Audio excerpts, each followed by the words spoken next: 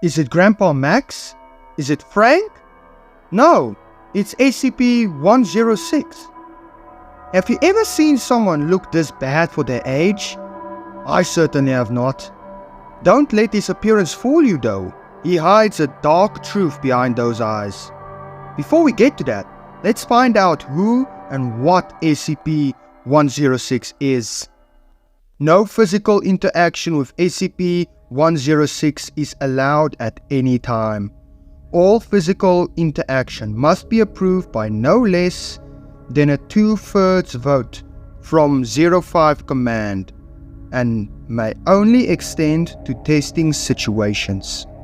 Any corrosion observed on any containment cell surfaces, staff members, or other site locations within 200 meters of SCP-106 are to be reported to site security immediately. SCP-106 appears to be an elderly humanoid with a general appearance of advanced decomposition. SCP-106 is not exceptionally agile and will remain motionless for days at a time, waiting for prey. When attacking, SCP-106 will attempt to incapacitate prey by damaging major organs, muscle groups, or tendons, then pull disabled prey into its pocket dimension. SCP-106 causes a corrosion effect in all solid matter it touches, engaging a physical breakdown in materials several seconds after contact. This is observed as rusting, rotting, and cracking of materials, and the creation of a black, mucus-like substance similar to the material coating SCP-106. SCP-106 is capable of passing through solid matter, leaving behind a large patch of its corrosive mucus. SCP-106 is able to vanish inside solid matter, entering what is assumed to be a form of pocket dimension. It is unknown if this is the point of origin for SCP-106 or a simple lair created by SCP-106. Limited observation of this pocket dimension has shown it to be comprised mostly of halls and rooms.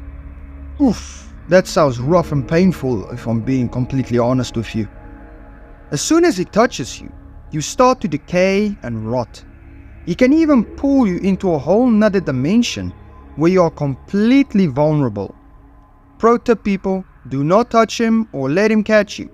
The reasons are crystal clear. Questionnaire time. Who is SCP-106? Where did he come from? One of the theories talks about a guy named Lawrence. He was a corporal during the First World War. He was a plain-looking, reserved man, keeping to himself and not talking about his past and himself to anyone. Those people he shared bunks with spoke of how he always had a sickly, rotting smell following him, and many suffered trench foot. It was a common belief that Lawrence was cursed. When the enemy trench went silent, Lawrence and others were sent to investigate, and what they found was a horror fest. Dead soldiers whose bodies were mutilated, and the walls and bodies covered in a smelly black sludge. Lawrence and another soldier discovered a small hole in one of the rooms, covered in the same smelly sludge found all over the dead. Lawrence crouched down to investigate the anomaly and ended up slipping and falling headfirst into the hole. He crawled out moments later, completely covered in this sludge. They all got back to base, and the stories of what they saw and what happened spread like wildfire. And in the midst of all of this, Lawrence started to change dramatically and drastically. No longer was he silent and observed. He was now talkative, always with a smile on his face as he greeted others, and ranting about destruction, joy, and the pleasures of enclosed spaces. If anyone tried to stop him from talking, he would grin wider and wider. One of the soldiers awoke once to find Lawrence hovering above him with wide glowing white eyes. This soldier was found dead the next day, entangled in barbed wire, with his intestines not being inside his body anymore. When reinforcements came to replace those in the trench base, many were found dead or busy dying from a mysterious sickness. Many went to bed as fit as a fiddle, would wake up with their flesh rotting off of their bones. Out of all who were there, only Lawrence survived. He was transferred to a French hospital where he attacked a nurse, costing her 3 fingers and an eye. Oh my goodness.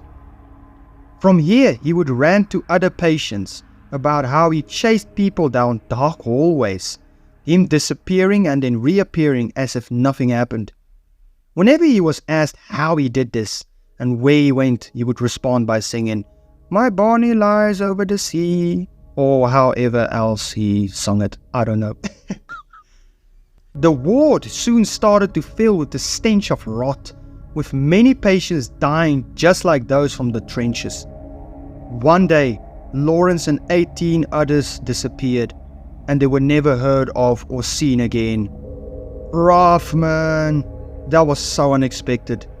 How a quiet, reserved guy could turn into a serial killer, but a serial killer with freaky inhuman abilities. I have a question. What or who killed the enemy trench?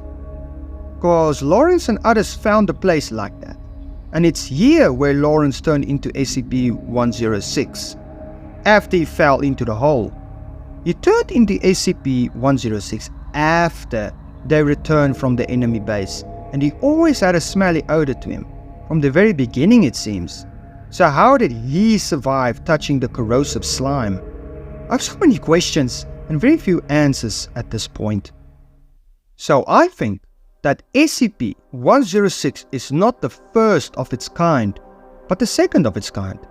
This means that another SCP-106, probably SCP-106-1, and then this SCP that we know of, should technically be then SCP-106-2, but that's just my take on it. This means that another SCP killed the enemy base and Lawrence ended up there, being infected with this corrosive slime without it killing him, but using him as a vessel to kill and infect more people, creating multiple SCPs just like himself. This is all very fascinating, and no matter how you go at it, none of these stories of origin is canon, and yet they can be. It's all up to what the reader wants to believe. Did you know the subscribe button hides a dark truth? In my honest opinion, it's an SCP hiding right under our noses, waiting for someone brave to find it and to secure it. So how about you contain it and subscribe to see more SCP stories and other fascinating content. And while you're at it, snap the like button and share with family and friends alike. Thanks for the support. I appreciate it a ton. SCP-106 should be avoided at all costs, full stop. Merely being in the same room as him or him touching you will kill you. Touching him will cause your flesh to rot off, and if you are still alive, by a stroke of luck, you will inevitably die after he pulls you into his pocket dimension.